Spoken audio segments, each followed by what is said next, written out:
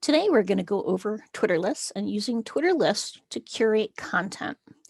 Now, the first step, if you want to dive right into this after creating your Twitter account for the first time, or whether you've already had one for a while, is creating the lists. Now, in the beginning, you don't have lists, but you will see it appear on the top left of your account.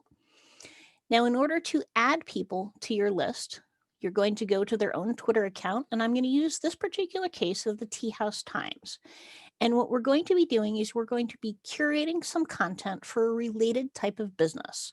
And the Tea House Times is going to be on that business list. Now, the difference between actually following someone and following their tweets is very different. If I follow someone, it means that I am actually registered on my own followee count as following them. If they follow me back, you would see this on their account, and it would also affect the follower and followee count on your own personal or business account. When you're following them on a list, though, that's completely different. What you're doing is you're not actually following the account per se, you're following their posts, or in this case, their tweets. And you can do both. You can certainly follow a person and you can place them on a list. But the list feature is useful for aggregating content. And I'll get into that a little bit more in a moment. But the way to add someone to a list is on each account, you're going to see three little dots. So in this particular case, I'm going to click on this. I'm going to click on first add or remove lists. We'll also go into view lists as well in just a moment because that will help you additionally aggregate content. So I'm going to go add or remove from lists. In this particular case, I have a lot of lists already made up, but I'm going to do this, and you're going to see this on your own account. You're only going to see create a new list, and I'm going to go create a new list, and I'm going to go T. And I don't really need a description of this, but I do have the option of keeping this public or private. Now, a public list means that someone else can follow the list that you create. A private list means that it is only for you. So this can be useful for a couple of ways. If you have competition, for example, that you want to monitor what they're posting, but you don't want to follow their accounts, you can add them to a private list, and then you can go over at any time and see all of the things they've posted together in an aggregated way. Now, once you've created this, you can certainly add a photo as well, but that's optional. And you can click next. Now, what this does is it says this has been added to your list, but it's also going to give some suggestions. At this particular point, I'm only going to add the Tea House Times to this particular list. So now it says 1. So suggested will give you all of these additional accounts to create. So I'm going to hit done. Now you can do this on every single account that you want to add to this list, and I'll show you in a moment what that means. But I do want to point out that a good way to find related accounts is a couple of ways. You can look at the people that are following them. So let's click over here and see. So here's Tea and Coffee News, which might be interested, Tea-splaining, Divinity, and there's a whole bunch of other tea type things. Now, before you follow someone or before you put them on a list, let's go see if they're an active account. So I'll go here and I'll click on their account and I'll look at and see, yes, indeed they are active. They posted 3 hours ago. Now, if I went here and it said the last time that they had posted something was back in 2019, I may not want to add them to a list, but I probably don't want to follow them because the odds of them following me back are very slim. I may want to add them to a list because it won't affect anything and they may at some point reboot it. It depends on the importance to you of what the account is. So again, the same thing, you're going to click on the dots, you're going to go add or remove from lists, and now you can see that I have this list here called T. You can also add them to other lists. So for example, if I had another list saying food or tea and coffee or just coffee, for example, I might want to add them to another list. There is no limit on how many lists you can add them to. So I'm going to click save this particular instance, and I'm going to go back. This is one of the easiest ways to find interesting people to follow, no matter what type of business that you're in. Now I'm going to go back here and I'm going to show you one more thing about the usefulness of lists before actually showing you what they show. There's lists been around for a long time in Twitter. They're not hugely used, but they are hugely useful. I can see what lists other people have added this particular account to. So I can see view lists. And in this particular case, they have this list that they've created, or I can see the lists that they have been added to. So this is a list that they have created, or I could go to here, again, these three little dots, and I can see lists they're on.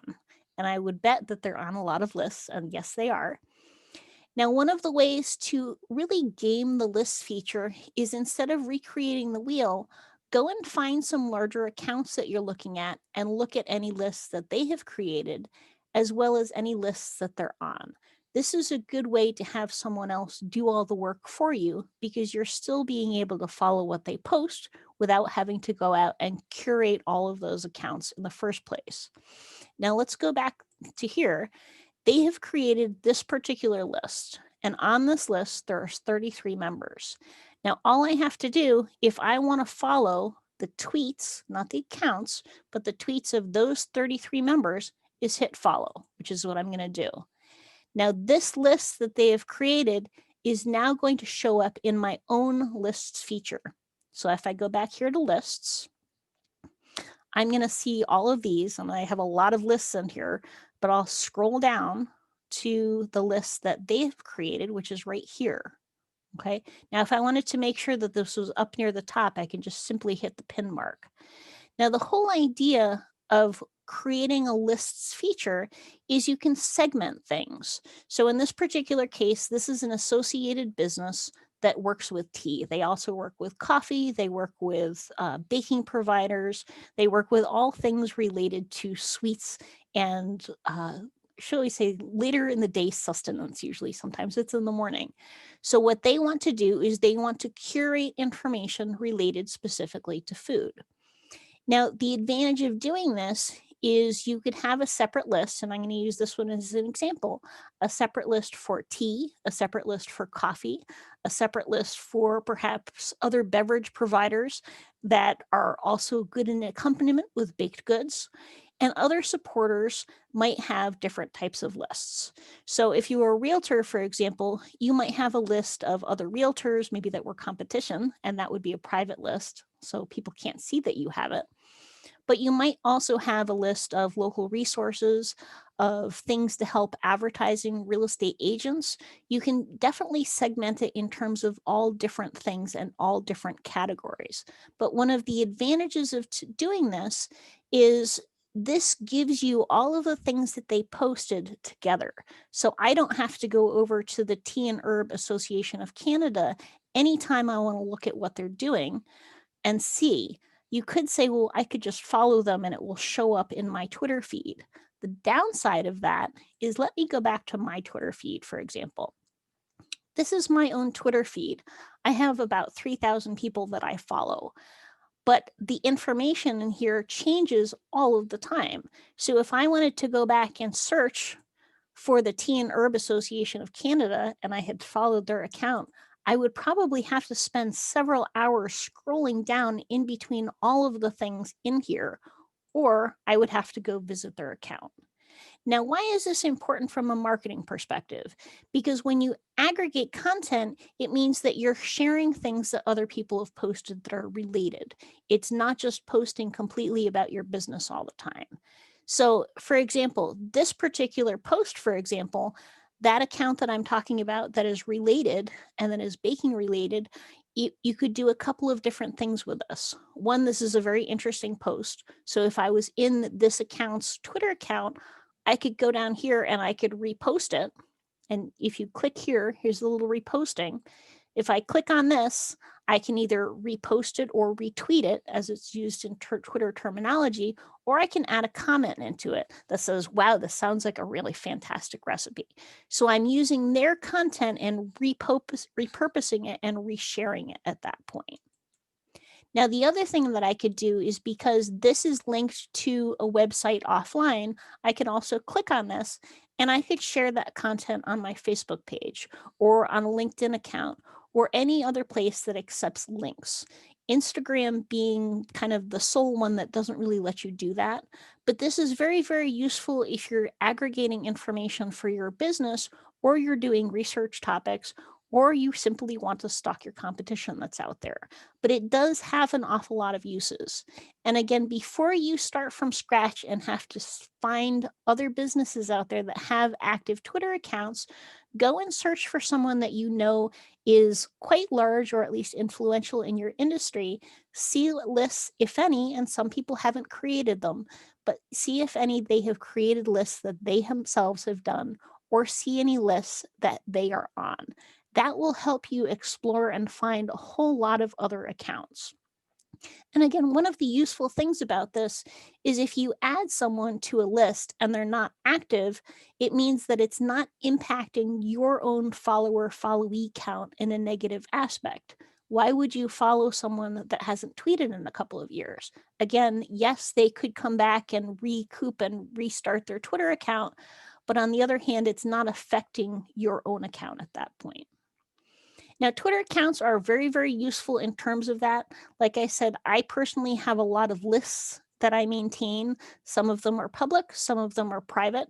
Some of them, if I'm looking for information for clients or I'm looking for something to repost on my own. So, for example, I have a couple of lists way down here somewhere that are hospitality experts. So, when I'm looking for news in the industry that's as up to date as possible, I can just go and look at what they're posting and look at what articles that they're referencing, and a lot of times look at their commentary on it. So I know in the last few months I've had a lot of discussions with people in the restaurant industry, for example, that are tracking what's going on with COVID. So in terms of up to date information, this is a very, very good place to source content. If anybody has additional questions or comments or anything that I didn't make as clear as I could, please let me know, because I do try to explain this as much as I can on an easy to use level, but I always welcome questions and comments. So thank you.